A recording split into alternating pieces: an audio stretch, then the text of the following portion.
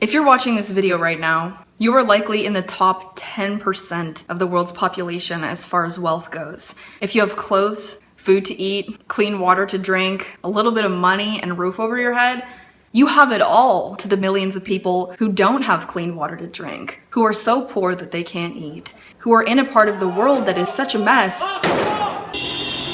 that they can't create the life of their dreams there. They just have to scrape by to survive. It's survival of the fittest.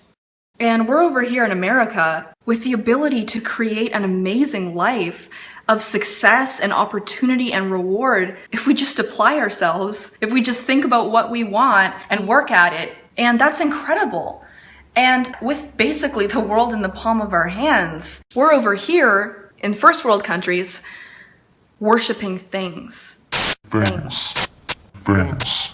I'm literally home decor obsessed. I've been doing a lot of shopping at Home Goods, TJ Maxx, Marshalls, all over, like everywhere that sells home decor.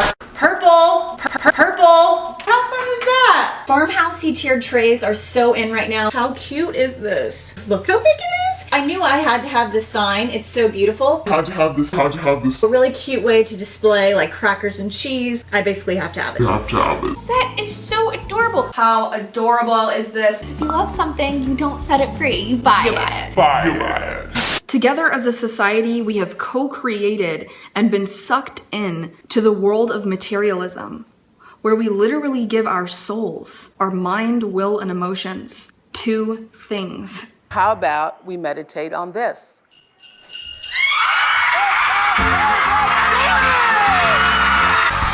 Brand new iPod! Cherry crystal with white sapphires. There ain't nothing wrong with a little bit of bling. Beginning to look a lot like favorite things. Hit it, Joe! You're getting it all. Woo.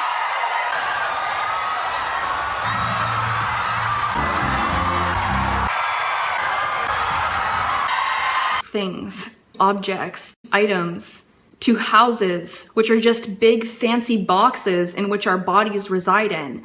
We worship things that look nice, that are shiny, that are beautiful. Look at that! Look at that! It is wrapped, like my last one, it is wrapped in rose gold. And we're creatures of the eye, so it's natural to a certain extent for us to like things based upon what they look like. But when you look at what we have done and what we are doing, and how we have the ability to literally change the world, each and every one of us has the ability to make a massive impact on this planet and change lives for thousands of people, thousands of animals, and for future generations, and you take a look, it's like we are window shopping while the world falls apart around us. We spend so much time trying to buy nicer things and get nicer things and make our already nice houses and apartments look nicer, and we want more and more and more, and it's all just stuff. It's all going to rot away a few hundred years after we do. Every house that you ever live in, every house that anyone will ever live in will one day just be dust. And we have a short period of time. You have a limited amount of days left in your life. And if you take a moment to review how you're spending it, you might be disappointed in yourself. I know that I'm disappointed in myself. I know that I've spent the past couple of years spending so much time on things, items, putting so much of my consciousness into fantasies about having this kind of house and that kind of car and this kind of style. And I just spent the last 3 weeks getting rid of things that I had bought in my hypnotized fascination with materialism. Stuff, just stuff that makes you feel like you have nice things. I got rid of it. You can do the same thing. A lot of the things that you have, a lot of the stuff that you're hoarding in your home that looks nice or has this memory behind it or has that, it's literally keeping you entangled in the material world so that you're susceptible to be pulled into the material world more and more with every commercial that comes on, with every ad, with every time you walk through a furniture store or the mall or you see other people's homes. You're surrounding yourself with that world and that dimension, and you're gonna remain in it if you do that.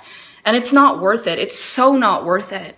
And then I got this absolutely adorable little mason jar wall accent from Kirkland's. You guys know I'm mason jar obsessed. I'm absolutely obsessed with these kinds of mirrors. Absolutely amazing pillow. I am ridiculously obsessed with succulents. We were obsessed with these and could not say no. My new car, a Lamborghini.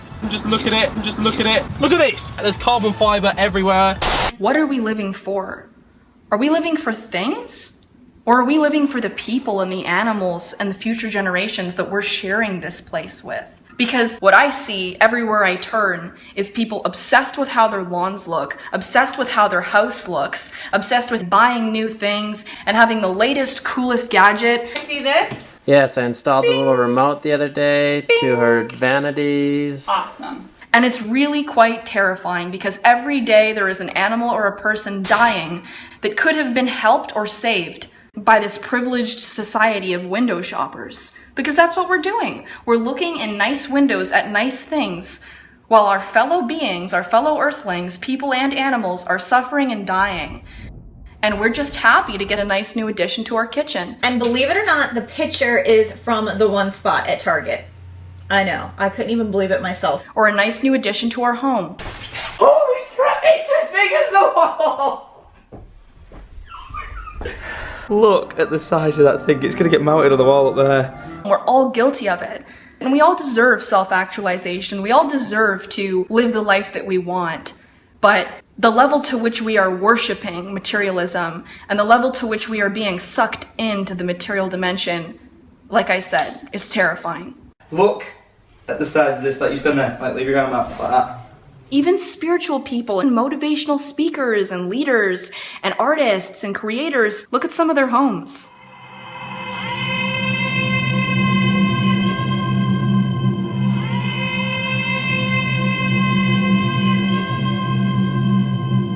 It's beyond what is morally appropriate. And I'm gonna be honest, I'm gonna call them out on it. It's beyond what is morally appropriate. Nobody needs a mansion. I'm serious. When you have children dying and animals dying, give your head a shake and ask yourself if anybody needs a mansion.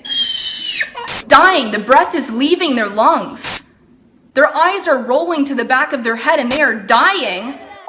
And people are buying homes with 25, 35, 45 rooms? What's happened to us? What are we doing? What are we doing with our lives? We have completely lost ourselves.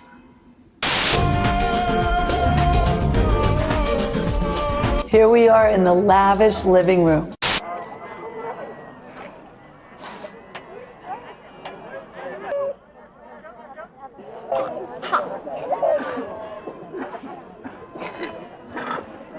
I'm not telling you to sell everything you own, but I'm asking you to reassess how you're living and what you're living for, and what you're serving.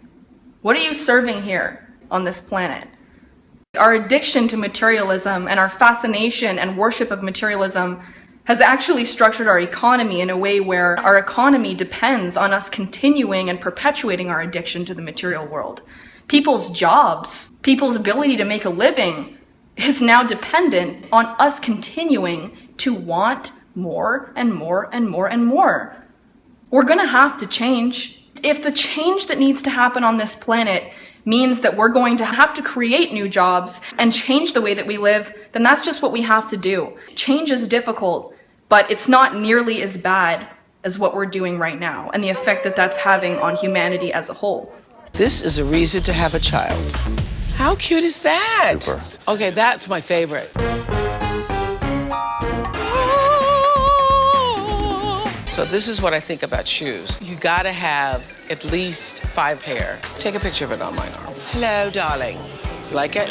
And we can change. We can choose to change. We can choose what we give our consciousness and our attention to and why. So wake up and don't be controlled by this sensory perception that you have, which is the ability to see.